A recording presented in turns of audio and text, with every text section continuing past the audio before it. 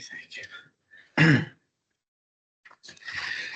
Good morning and welcome to the Board of Commissioners meeting for May the 21st. We are in person and also broadcasting on Microsoft Teams Town Hall, also through Berks Community Television. We'll begin with a moment of silence followed by a pledge to the flag.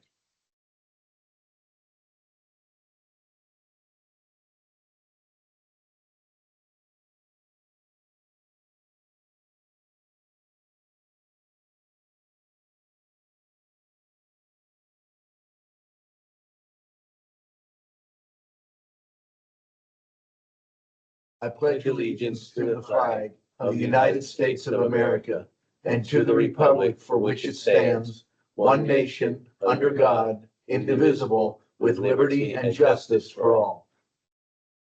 At this time, I'll recognize Veronica Lepore, my executive assistant, to read the public comment notice. Good morning. Thank you.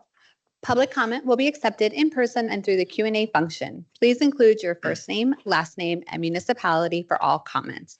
Any comments without name and municipality will not be considered. Each citizen can submit one comment. Comment length is limited. Comment length is dictated by limitations of the platform being used, Teams Q&A. In-person comments will be accepted first, followed by comments submitted virtually. The meeting comment period is limited to a total of 30 minutes, including both in-person and virtual comments. This time period may be extended at the discretion of the board. Please be concise. Comments that are germane to county business will be read during the meeting and should not be considered to be interactive dialogue with the commissioners. The county solicitor shall be the final arbiter of whether a comment is germane and should be read. Any commissioner response to public comment will be done at the discretion of the commissioners. Thank you very much. Are there any additions or corrections for the May 14th, 2026 meeting minutes? Hearing none, the minutes will stand approved as presented. We did have an executive session on May the 20th dealing with security. So public comment, Crystal, you say 153. Is this an agenda item?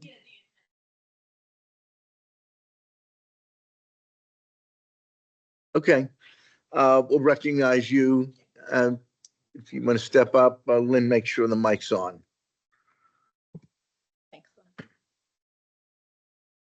Good morning, commissioners. Crystal Kowalski, YMSing. So on agenda item 153, I see that the county is starting to pursue funding for the juvenile detention facility. So I'm wondering if there is a proposed budget and if that proposed budget is available to the public. Because when we look at a budget, we look at our budget for what? The juvenile detention. What aspect? This is about the capital expense only. Okay. Well, I mean, I think that's so capital expense is how you're going to renovate. Is that correct? Okay. So I think, yeah, I mean, I think it plays into that as well. Like, what is the setting like that the children are going to live in? So if there was a budget for that, I would like to see it. Thank you. Thank you. I would suggest you make that request through Right to Know. Yeah. Yep. Thank you. And there's nothing online. So we will move into the agenda. Item 1, authorizing under that budget. Adopt a resolution authorizing 2026 budget transfers in the amount of $30,000 and 2026 appropriations in the amount of $234,219 per listing dated May 15th of 2026. We have 2 items listed under Human Resources. Item 1, authorize the appointment of Kaylin Macri to Forensic Interviewer, District Attorney's Office. Item 2, authorize the appointment of David Morgan to Enterprise Security and Safety Operations Manager in Facilities and Operations. There's several items listed under the Commissioners. Item A, adopt a resolution authorizing a letter to be executed and sent to the members of the Pennsylvania General Assembly requesting $5,600,000 state capital investment to support the establishment and renovation of a regional juvenile detention facility located in Berks County.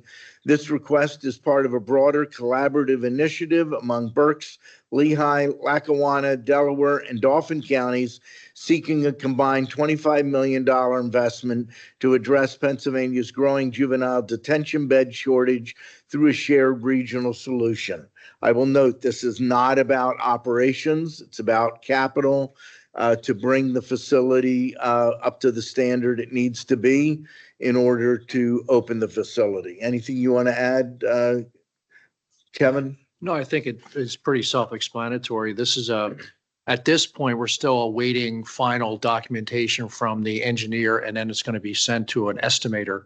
So we have more hard costs Right. or when we go out to bid in the marketplace for the renovations. Okay. Very good. Item B, adopt a resolution authorizing a letter of support for the following federal funding sources for the Colebrookdale Railroad. I'm just going to read the headings. There are three different categories. The Build Transportation Grant, $25 million. Congressionally directed spending request of $3 million. And Chrissy Grant, Consolidated Rail Infrastructure and Safety Improvements. Item C, adopt a resolution to authorize Mitchell R. Darcourt, County Treasurer, to execute an agreement between the Berks County Treasurer's Office and the Borough of Shillington for the collection of the Borough of Shillington's tax bills. The term of this agreement shall be effective June 1 of 26 and expiring December 31st of 27. Item D, adopt a resolution authorizing Mitchell R. Darcourt, County Treasurer, to open a new bank account with Tompkins Community Bank, Reading, PA, for the collection of real estate taxes for the Borough of Shillington.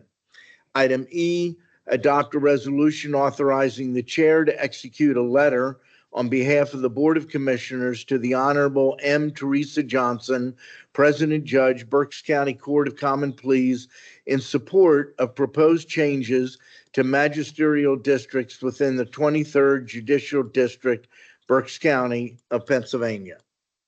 Item 2, a motion to authorize the execution of contract agreements and amendments as set forth on the contract agenda listing dated May the 18th of 2026. There are a total of 15 contracts. There's 7 with the Area Agency on Aging. There are 2 with Career Link. There are 1 jointly with Children and Youth Services and Juvenile Probation, 1 with Children and Youth Services, 1 with the Department of Emergency Services, 2 with Facilities and Operations, and 1 with Parks and Rec. And then item 3, motion to authorize the execution of payments and electronic transfers for the week ending May 22nd of 2026. Motion to approve the agenda as presented. Second. The motion has been made and seconded. Is there any discussion? Hearing none, all those in favor signify by saying aye. Aye. Opposed? The motion is carried. We'll move now to reports of our treasurer and our controller. We'll begin with our county treasurer, Mitch Darcourt. Mitch. Thank you, Commissioner. Today, we have an opening balance of $222,054,441.38. We have a balance to clear of $8,440,209.38, leaving us with a balance of $313,614,232.00. Thank you. Thank you very much, Mitch. And moving now to our Berks County Controller, Joe Rutterow, with the Controller's Report. Joe. Thank you, Chairman Limbach.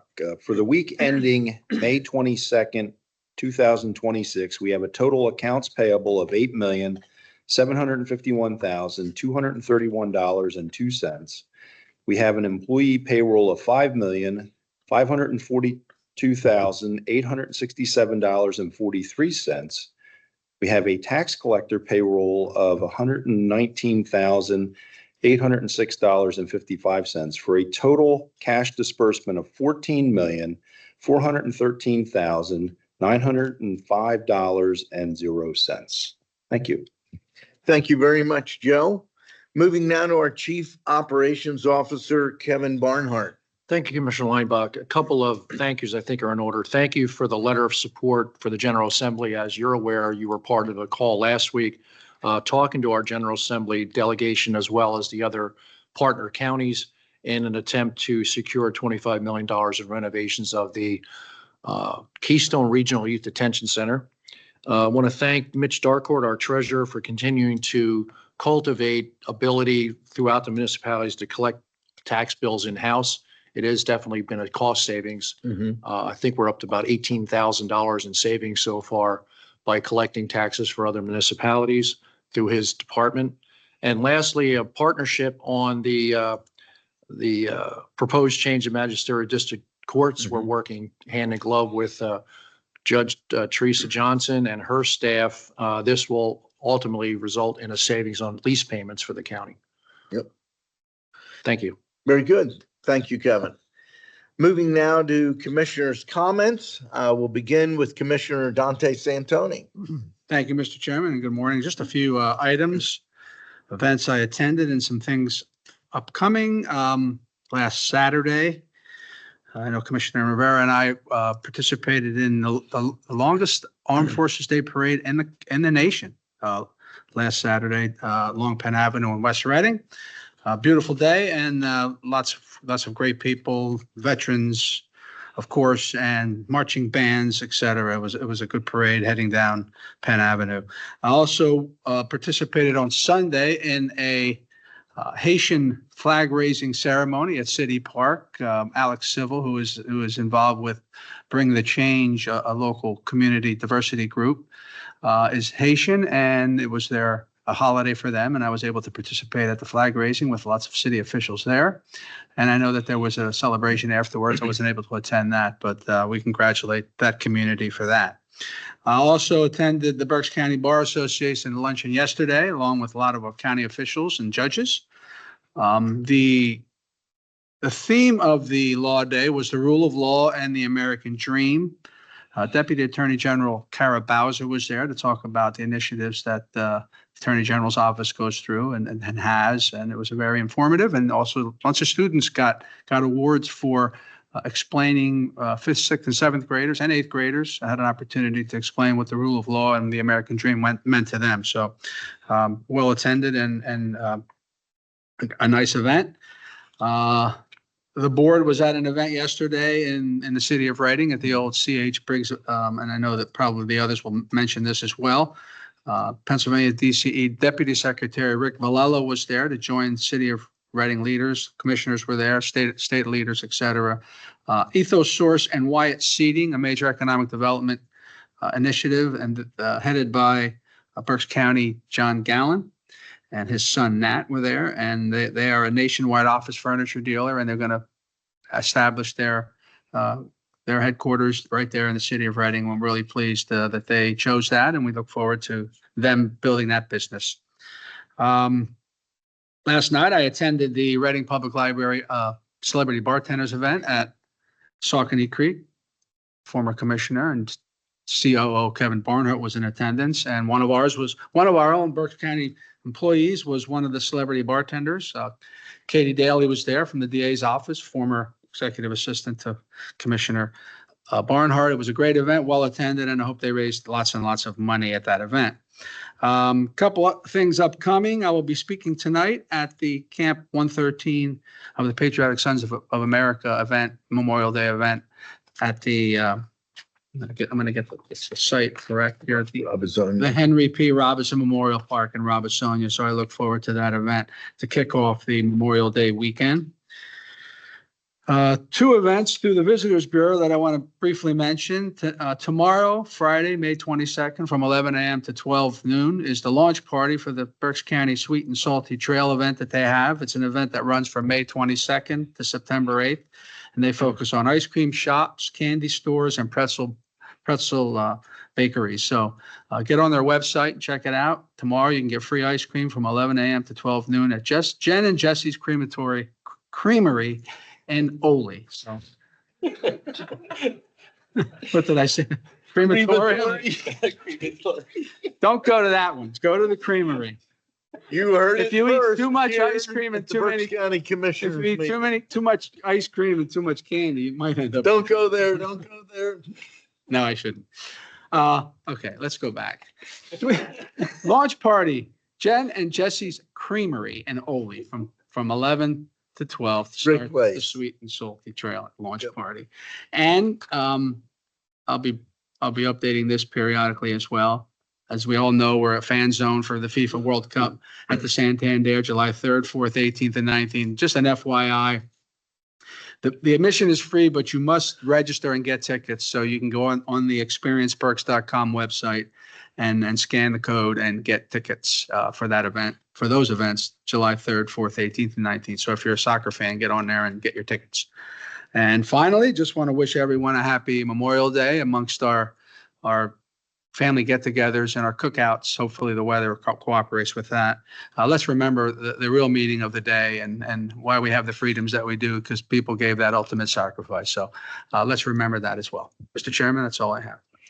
Thank you, Commissioner Santoni. Moving now to Commissioner Michael Rivera. Thank you, Commissioner Linebaugh. I'd like to start by thanking our election staff. On Tuesday, we had the primary elections. Everything ran smoothly. They did a great job. So I want to thank our election staff who came in early, stayed late to make sure everything went well. So kudos to Ann and her staff.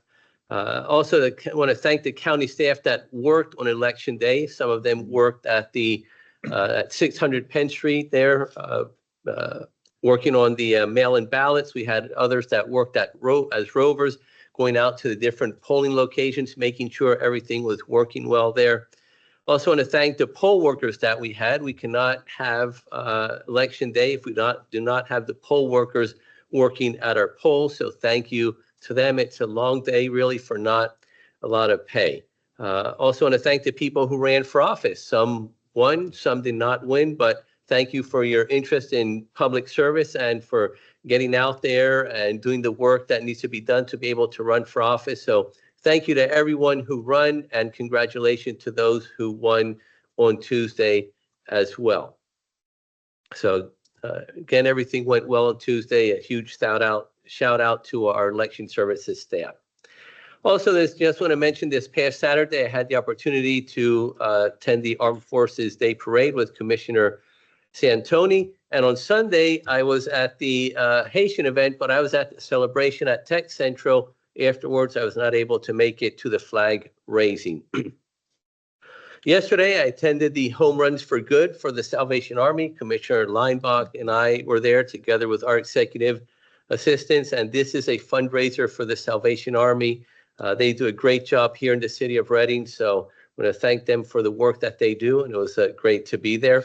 Also was at the Ethos Source, excuse me, and Wyatt Seating event yesterday. It's a $6 million project here in the city. They bought the building, are going to put in about $4 or $5 million into the building to get it up to where it needs to be at. 60 cities, about 60 employees that are moving to work in the city. So congratulations to John Gallen, his son Nat, and all the team at Ethos Source and Wyatt Seating as well. One last thing I want to mention is, was a couple months ago, I spoke about the Berks County Community Anti-Threat Team. And just last night, I received an email, and I want to highlight some points from that email because this team has garnered national attention within the law force and intelligence communities. They've been asked to present to the New York Police Department, the FBI in New York regarding investigative techniques, interview strategies, and overall best practices related to targeted violence prevention and case investigations. The approach that they use has been referred to as the Berks way and is being labeled as a best practice for these types of investigations, not just locally, but nationwide. I'm not going to get into the detail of the investigations, but I just wanted to recognize them and the work that they do. This is a group from the district attorney's office, and it's done in conjunction with the FBI, and the officer that runs it is the Corporal Andrew McCluskey from the Carnarvon Township Police Department. So thank you to the chief there for allowing him to do this important work here in the county. Also involved is the district attorney's office, the FBI, and many other players within this team. They do an excellent amount of work. If you'd like more information on what they do and how they do it, I'd be happy to share that with you. But I just wanted to take a moment to congratulate Corporal McCluskey and John Adams and the rest of the team for the great work that they do here in Berks County. And my last item is I want to remind everyone that Monday is Memorial Day. Although there's many picnics and celebrations that go on Memorial Day, it is a day to mourn and honor U.S. service members who have died while serving in the military. There is a national moment of remembrance, which is exactly at 3 p.m. No matter what time zone you're at, it's at 3 p.m. in your time zone. And all Americans are asked to pause whatever you're doing for 1 minute of silence to honor and remember those who died in military service. Also, if you have a friend or family member who lost someone during their military service, please take a moment to reach out to them on Monday and thank them and just let them know that they are in your thoughts for that loss. That's all I have. Thank you. Thank you very much, Commissioner Rivera.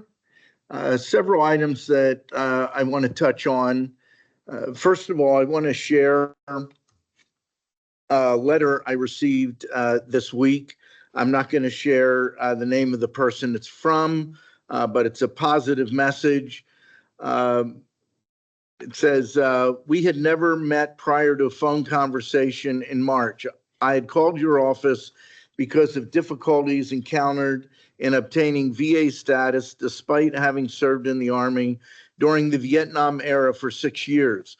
I was facing extraordinarily expensive medical treatment for a rare type of lymphoma with which I had been diagnosed, and the VA was my only hope of affording the medication. After the conversation with you, I was promptly contacted by the local Berks County VA office and by the Lebanon VA Medical Center, and interviews and evaluations were scheduled. I'm delighted to report to you that every encounter that I have had with staff, both here and in Lebanon, has been cordial, considerate, and helpful. My medication arrived today, and I will hopefully be able to begin treatment as early as next week. It is my firm opinion that this would not have happened without your direct intervention, and my family and I are grateful beyond words. Please accept my profound thanks for your efforts. The efforts were the efforts of our VA department once again, and also the Lebanon VA. I remember talking to this gentleman, some very serious issues, and I believe in my discussions with him that if this outcome hadn't been the case, he would not have been able to acquire the medication or the medical help that he needed. And so once again, I want to say thanks to Jay Ostrich, Will Tobin, and our team at the Berks County VA. And in this particular case, also congratulate the folks at the Lebanon VA. Just really proud of their work. Also want to thank all of our team with elections. And there are a lot going on election day. The legal team, I know that Christine was up here most of the day with the call center, the folks in the call center. I think Cody was going back and forth, but over at 600 Penn Street, that's where the mail-in ballots were being counted and processed. We had our IS department, just so many different people and so many different staff, in addition to the roughly 1,200 poll workers, judge of elections, minority, majority inspectors, et cetera. We can't run elections without those folks. The election went very well. I did ask for some numbers. The turnout was low. And this is not final. because you have provisional ballots that'll be counted, and then you have military and civilian overseas to be counted. But the turnout's approximately 23.1%.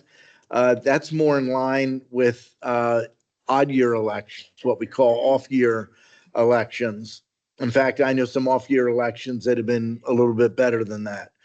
Total turnout as a percentage of eligible Democrats was 24.73%. Republicans, 21.65%. The total mail-in absentee ballots that were approved were 19,855. There were 16,176 counted. 11,362 on the Democratic side, 4,814 on the Republican side. The return rate, I believe, was higher than normal, 81.4%. And again, I got this note this morning from our deputy, Stephanie Nogiri. The counted number is current total. It does not include provisional, military, civilian, overseas, federal, or she has remakes. Is that okay? But overall, these are pretty accurate numbers. I want to also congratulate everybody that was on the ballot.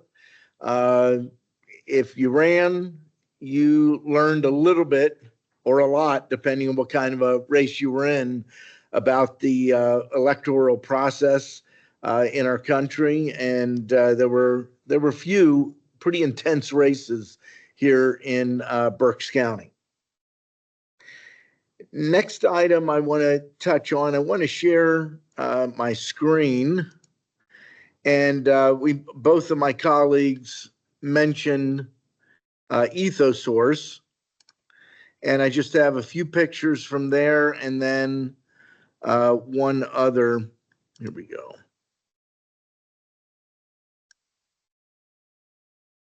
So I was able to speak at EthoSource. We had a number of speakers, as was noted. Oh, wrong direction. I'll come back to that. And also had a group picture. I'm not going to go through everyone that is here. Just to mention, this is John Gallen, his son Nat. Nat was impressive. He started hit the presentation program speaking fluent Spanish. I didn't know that Nat was fluent. This is really pretty exciting. This is the former C.H. Briggs building. This closed several years ago, and when it closed, it was a hit to the economy for the county. It was a hit to the economy in the city of Reading. It's been vacant for quite some time. For EthoSource and Wyatt Seating, this will combine two facilities, one in Morgantown and one in Wyomissing, into one facility. And this includes manufacturing and remanufacturing. They take primarily Herman Miller office equipment they buy across the country and remanufacture that so that it can be used again. And then Wyatt Seating, they do brand new office manufacturing. The facility is just getting ready to go through renovations. So I think they said $5 to $6 million in renovations are coming.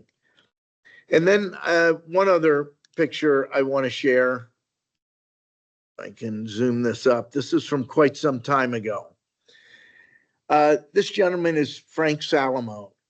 I know Dante, you know him.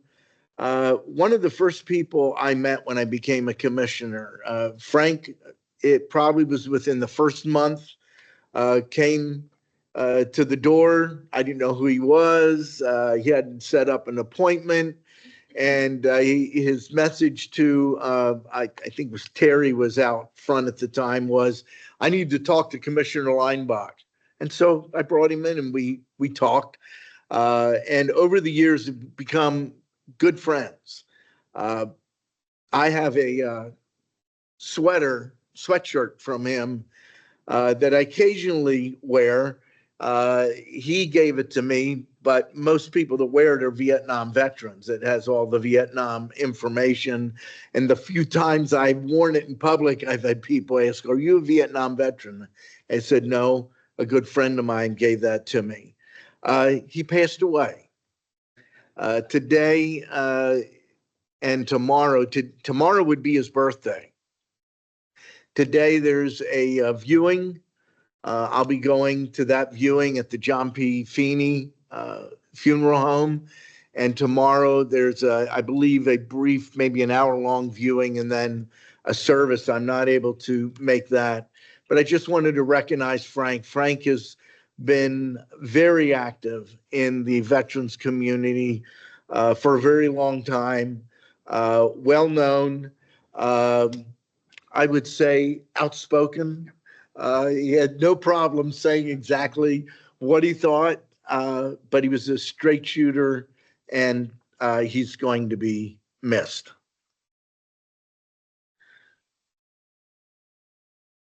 Couple of other items. Want to also note the home runs for good Salvation Army, Captain Hector Sid. Great organization. I was very glad to be part of that. Yesterday, I think they raised around $28,000 at that event at the Redner Center. Just and recognize some really wonderful individuals. Good to be part of that. This weekend, there's a lot coming up, but I'm not sure how much of it's actually going to take place. The weather is interesting at this point. Wyomissing is supposed to have their Memorial Day parade on Saturday morning. At this point, I'm planning to be in it, but I'm on my motorcycle, and I don't intentionally ride in rain, and especially cold rain. So we'll see. That could be moved to Monday morning. We've already been notified that we need to keep an eye on that. On Monday afternoon, I will be in the Burnville Borough Memorial Day Parade at 2 o'clock. And if the weather permits, also doing the Wyomissing Parade in the morning. And just a closing note, and commissioners have already alluded to this fact, but this is the one veteran observation that I intentionally try not to call a holiday or celebration. It is what it's called. It's a Memorial Day. And it's a day that you remember the men and women that have paid the ultimate sacrifice for our freedom, for our liberty. And when you think of the veterans, never get them confused with the politicians or the politics. That's what happened in Vietnam. That's why a fair number of Vietnam veterans, even today, still can't deal with that, the way they were treated. We thank God for a country where men and women are willing to sacrifice their lives for our freedom.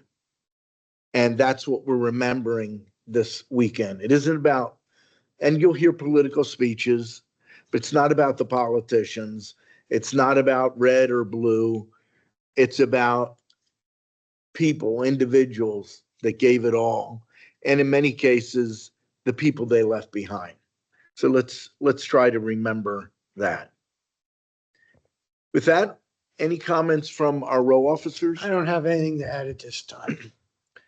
Just to mention, I'll be headed out to Indianapolis for the 110th running of the Indianapolis 500 this weekend, an event that is definitely very focused on Memorial Day and the meaning of Memorial Day. They really do make it a part of the, they make that whole race around Memorial Day, first responders, military, everyone, you know, so it's very good. Just a shout out too to Team Penske's got 3 cars, 3 drivers, 3 cars in the race. So it's a field of 33. It's a very competitive. The qualifying time for the pole position was 232.248 miles per hour. And that's on a 2.5 mile track, 250 laps. But it's a really one of the few events that I attend. But because of the focus, because of Memorial Day, I continue to go to it. So anyway, just So thought you know, where are Penske's cars in the lineup? Do you know that? yeah, I do. He's got a car in the first row, 3rd spot. So he'd be on the outside. That's good. That's David. I'll get his last name wrong. Malkis, maybe. Scott McLaughlin is in row 9. And you have Joseph Newgarden, who's won the race Yes, he a couple has. times. He is down in the 23rd row. Hmm. But that doesn't mean anything because, you know, they know how to jockey around and it's you need all 3.5 hours to win that thing.